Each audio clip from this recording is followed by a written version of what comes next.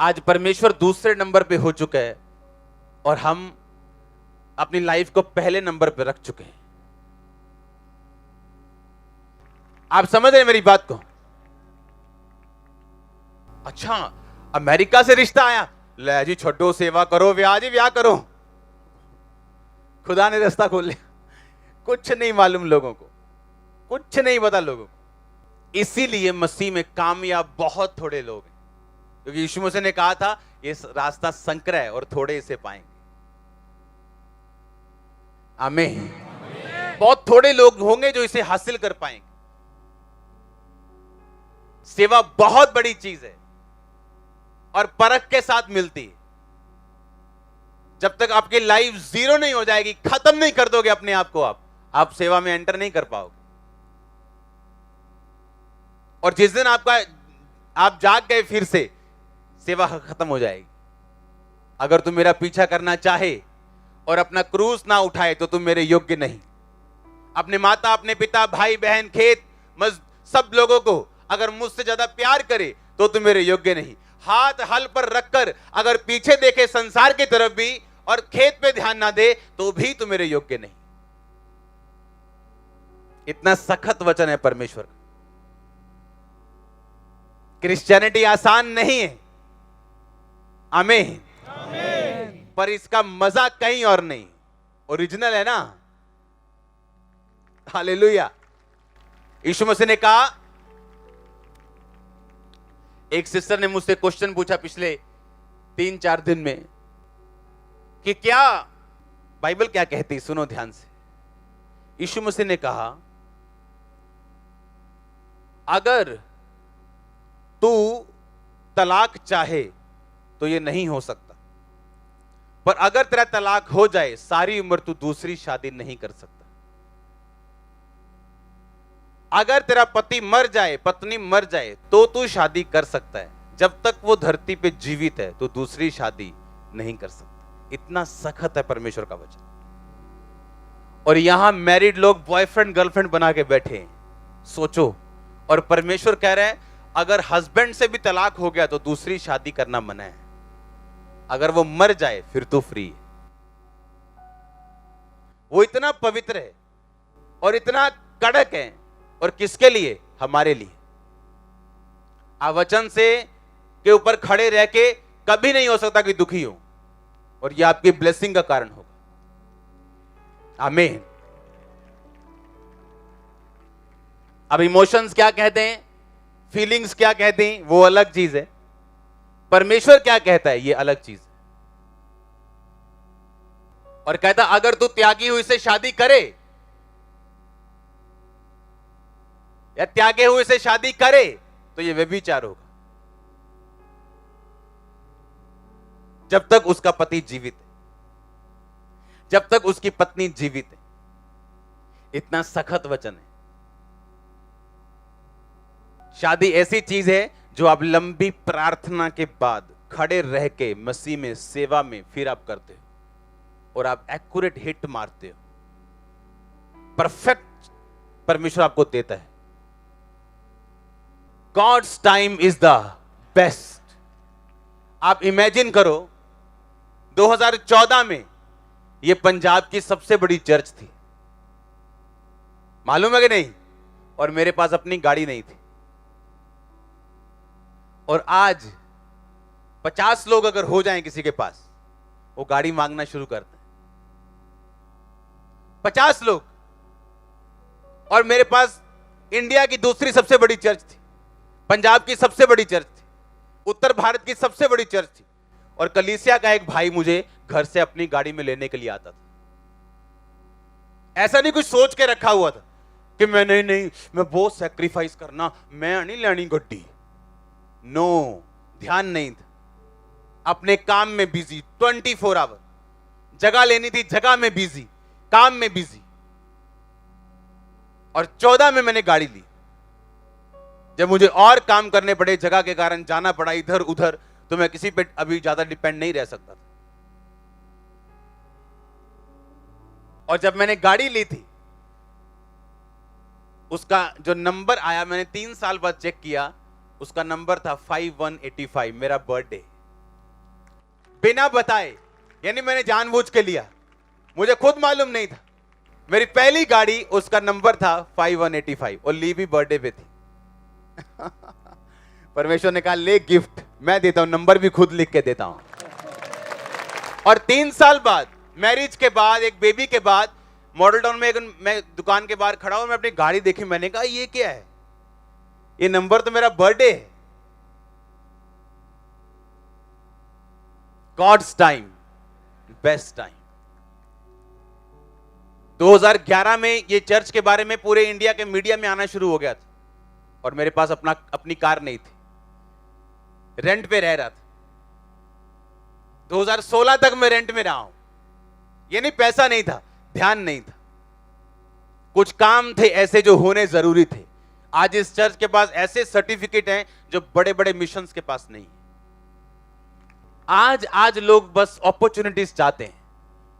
कोई स्टेज पे रहना चाहता है, उसकी शादी हो जाए कनाडा अमेरिका में, कोई बंदा आगे रहना, ये ड्रामे चल रहे हैं आजकल। कौन है जिसको कुछ दर्द या पैशन है खुदाबंद के काम के लिए? परमेश्वर ने कहा अगर तुम भी मन नहीं फिराओगे इसी रीति से क्या होगे? तुम बोलोगे प्रभु मेरी सहेली तो मुझसे अधिक पापी है, उसके तो 5 बॉयफ्रेंड है। प्रभु बोलेगा नहीं, तू एक वाली नाश हो। वो तो सारा दिन दारू पीता है, मैं तो कभी कभी पीता हूं। परमेश्वर ने कहा नहीं। कितने मेरी बात को समझ रहे हैं? कहता तुमने मन फिरा लिया, पवित्र आत्मा के भागी हो गए, स्वर्गीय वरदान का स्वाद चख लिया, हेवन को चख लिया, प्रभु की प्रेजेंस के बारे में मालूम हो गया। कहता अब तुम्हारा पीछे मुड़ना पॉसिबल नहीं। कहता अगर तुम साग पात उपजाओगे, वचन सुनोगे, फल लेके आओगे, जितने मर्जी पाप तुमने क्यों ना किए हो, मैं साफ कर दूंगा, मैं आशीषित भी करूंगा, खड़ा भी करूंगा तुम्हें। जितना मर्जी भारी पाप क्यों ना हो, पत्थर हल्का हो, पत्थर छोटा हो, पत्थर बड़ा हो, जब समुद्र में फेंका जाता तो डूबता है। पाप जितना मर्जी बड़ा या छोटा हो, अगर प्रभु के पास आप आएंगे वो आपको साफ करने वाला है। उसने कहा अगर तेरा भाई अपराध करके क्षमा मांगे तो माफ कर, तो अगर आप क्षमा मांगेंगे वो आपको माफ करेगा। लेकिन यहां वाले भाई बोलते हैं हम माफ नहीं करेंगे। हालेलुया। हमें क्रिश्चियन बनना है। क्या बनना है? क्रिश्चियन बनना है हमें। अपने पड़ोसी को बोलो मन फिरा। फिर से बोलो, फिर से बोलो मन फिरा। आमीन। आप एक खुला हुआ रास्ता अगर उसको गाली नहीं देंगे तो परमेश्वर आपकी कदर करेगा। आपका हस्बैंड आपको चर्च आने देता है, उसका गलत फायदा मत उठाओ। आपके बाप ने आप पे भरोसा किया है, गलत फायदा मत उठाओ। आपके पास्टर ने आप पे भरोसा किया है, गलत फायदा मत उठाओ। आपके भाई ने आपको मौका दिया, गलत फायदा मत उठाओ। परमेश्वर ने आपको कुछ दिया, गलत फायदा मत उठाओ। अपनी पोजीशन को कभी मिसयूज मत करो, कभी अब्यूज मत करो अगर हम आगे बढ़ना चाहते हैं।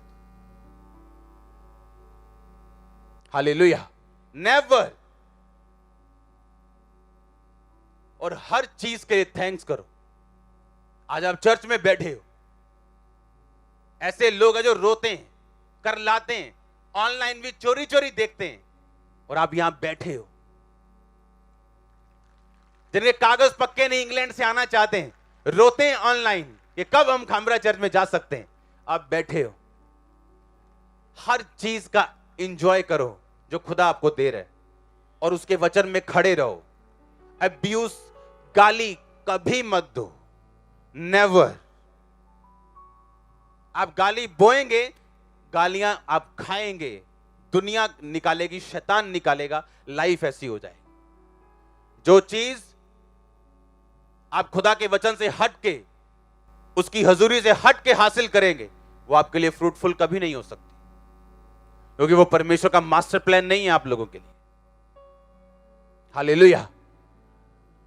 हॉस्पिटल के बाहर बैठे है, दाढ़ी बड़ी हुई है, बाथरूम की स्मेल आ रही है, बाथरूम बीच में निकला हुआ है, पोस्ट ग्रेजुएट, इंग्लिश की अखबार पढ़ रहा है, 70 साल का बूढ़ा बाल बड़े हुए, गंदी सी जैकेट है, स्मेल आ रही है, छोटे से कमरे में रह के चौकीदारी करता है और ग्रेजुएट है, कनाडा रिटर्न है। अपनी जिंदगी को गाली मत दो, इसका मौका उठाओ और अपने नहीं, अपनी जनरेशंस के लिए भी उद्धार का कारण बन जाओ। एक घर में एक धर्मी अगर होगा, एक बहन अगर धर्मी होगी, उसका भाई जितना मर्जी बिगड़ा क्यों ना हो बदलेगा वो। पर अगर वो बहन भी बिगड़ जाएगी, सोचो उस घर की क्या हालत होने वाली। कभी नहीं सुधरेगा उसका भाई, जितनी मर्जी प्रार्थना कर लो। बाइबल कहती तू बच, तेरा घराना बचाया जाए।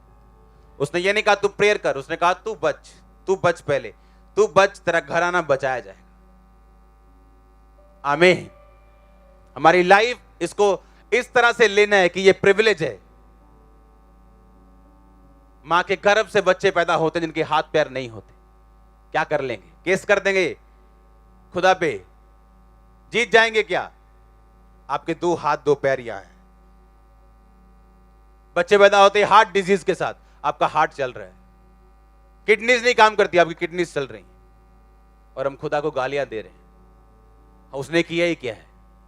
जो है हमारे पास उसके लिए थैंक्स करके उसको गाली मत दो। जो रास्ता खुले उस पे ठहरे रहो, खड़े रहो। आमीन। पहले हम नीचे बैठे थे तो कोई हमारी ओर देखता नहीं था, हम किसी की ओर देखते नहीं थे। हाँ, हम वॉलंटियर बन गए अब। हाँ, अब सब लड़कों को देख रहे हैं और सब लड़कियों को देख रहे हैं। इसका मतलब अपनी ड्यूटी को, अपनी पोजीशन को हमने क्या दी? गाली दी। अब सोचो प्रभु क्या करेगा।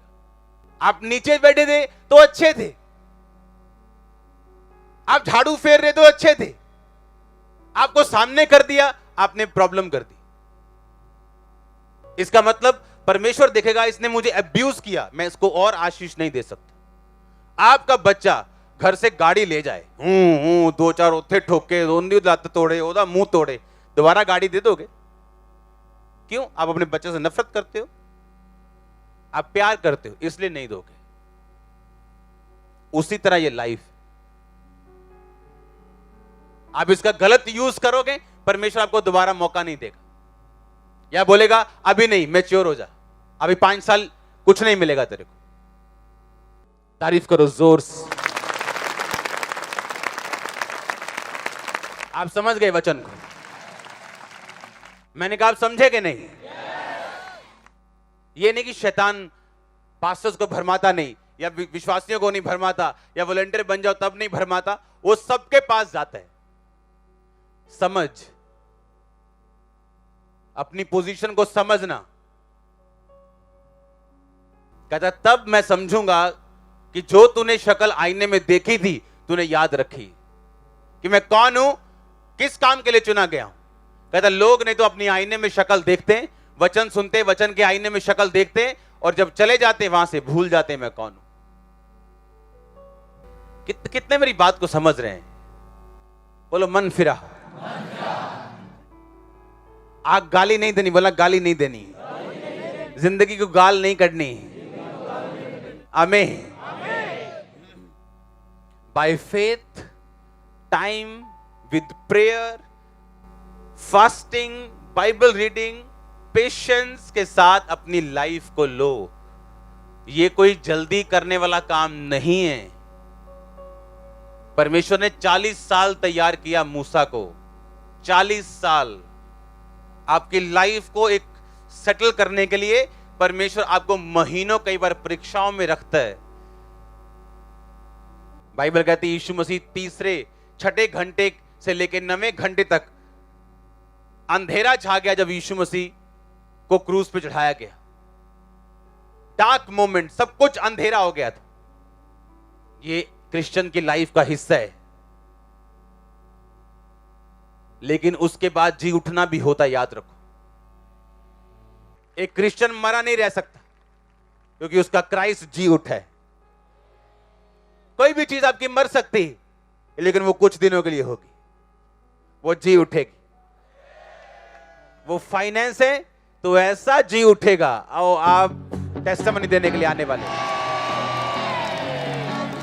अगर वो सेहत है वो जी उठेगी। मैंने कहा आमीन। जितना ऊंचा और लंबा ब्लेसिंग उतनी बड़ी। हालेलुया। जोर से बोलो हालेलुया। आमीन। सबको जय मसीह की। मैं जतिन बब्बर और आप देख रहे हैं मसीह परिवार चैनल। जैसे कि आप सब जानते हैं कि मैं इस चैनल पे प्रभु के अलग अलग दासों की वीडियोस डालता हूं, तो अगर आपको हमारा चैनल अच्छा लगता है तो आप इस चैनल को ज़्यादा से ज़्यादा सब्सक्राइब जरूर करें, ताकि आप प्रभु के वचन को सुन सके। वीडियोस को ज़्यादा से ज़्यादा शेयर करें, ताकि जिन लोगों तक वचन नहीं पहुंचा उन तक भी वचन पहुंच सके। सबको जय मसीह की। एक बार मैं आपसे दोबारा कहूँगा कि इस चैनल को सब्सक्राइब जरूर करें और वीडियोस को ज़्यादा से ज़्यादा शेयर करें। जय मसीह की।